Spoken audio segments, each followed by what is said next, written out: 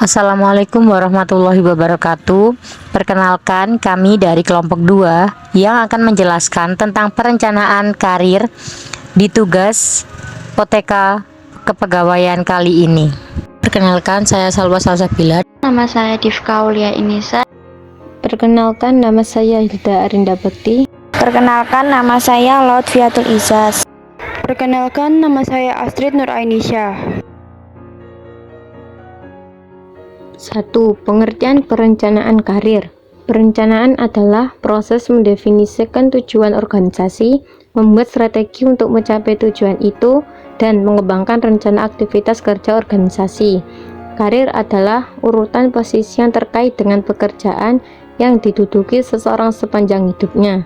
Perencanaan karir adalah suatu perencanaan tentang kemungkinan-kemungkinan seseorang anggota organisasi sebagai perorangan untuk dapat meneliti proses kenaikan pangkat dan jabatan sesuai dengan persyaratan dan kemampuannya. 2. Tahapan karir. A. Tahap penegakan, di mana dalam tahap ini pegawai cenderung akan memenuhi kebutuhan akan rasa aman dalam bertahun-tahun pertama menjalankan pekerjaannya. B. Tahap kemajuan. Pada tahap ini, pegawai memupuk harga diri, otonomi, dan berusaha untuk dipromosi. C. Tahap pemeliharaan. Tahap ini yang paling dominan dan pegawai merasa tidak puas terhadap pekerjaannya. D. Tahap pensiun. Pada tahap ini, pegawai mulai diketahui perjalanan karirnya apakah macet atau memburuk karirnya selama tahap sebelumnya. Nomor 3 yaitu langkah-langkah perencanaan karir. Yang A. Menilai diri sendiri. B. Menetapkan tujuan karir. C. Menyiapkan rencana-rencana kegiatan untuk mencapai tujuan karir. D. Melaksanakan rencana-rencana. Dan nomor 4 ada unsur-unsur program perencanaan karir. Yang A. Penilaian individu tentang kemampuan, minat, kebutuhan, karir, dan tujuan. Yang B. Penilaian organisasi tentang kemampuan dan kesanggupan pegawai. Yang C. Komunikasi informasi mengenai kebebasan memilih dan kesempatan karir pada organisasi.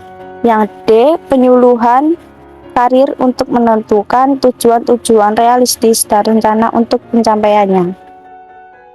Nomor 5. Faktor-faktor yang memengaruhi perencanaan karir.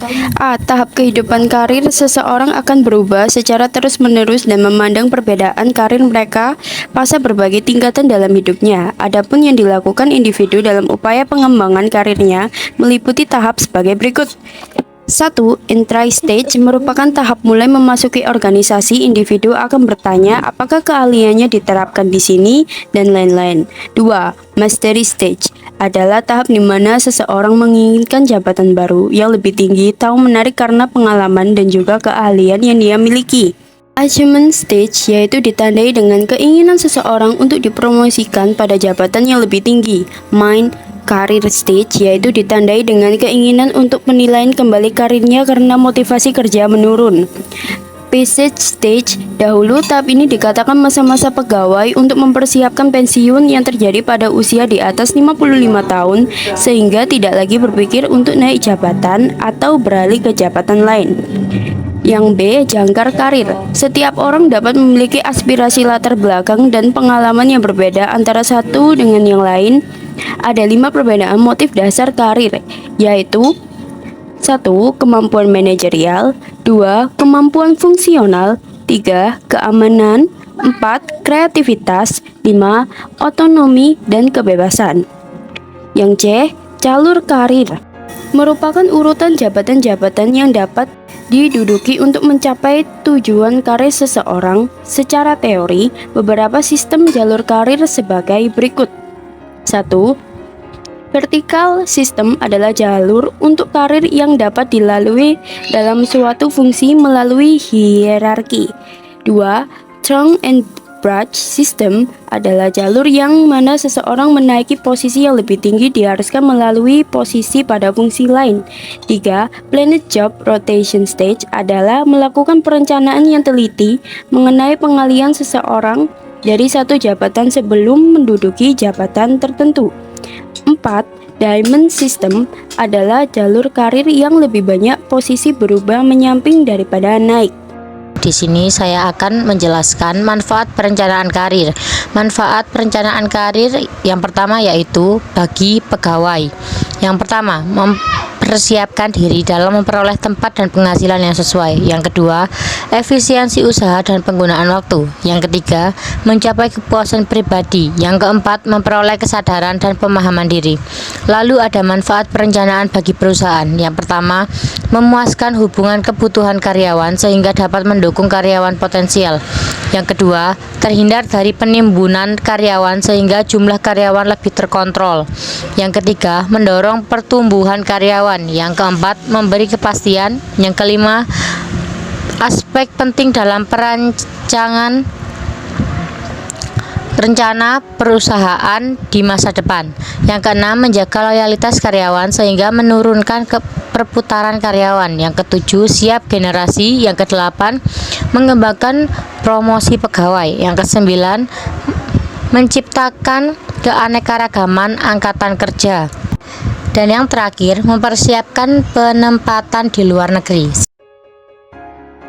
Ini saya akan menjelaskan tentang istilah dan elemen utama perencanaan karir. Pertama, karir, seluruh jabatan atau pekerjaan yang ditangani dan dipegang selama ini. Kedua, jalur karir, pola pekerjaan berurutan yang membentuk karir seseorang.